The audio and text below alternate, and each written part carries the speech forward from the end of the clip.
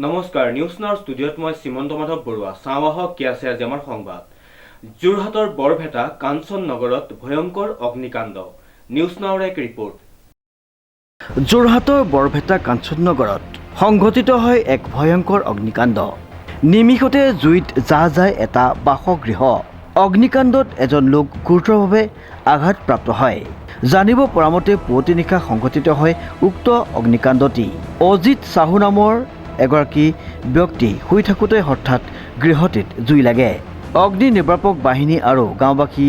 ৰাইজে জুই নুমুৱাই যদিও অগ্নিকাণ্ডত অজিত সাহু গুৰুতৰভাৱে আঘাতপ্ৰাপ্ত হয় আঘাতপ্ৰাপ্ত ব্যক্তিগৰাকীক যোৰহাট চিকিৎসা মহাবিদ্যালয়ত ভৰ্তি কৰোৱা হয়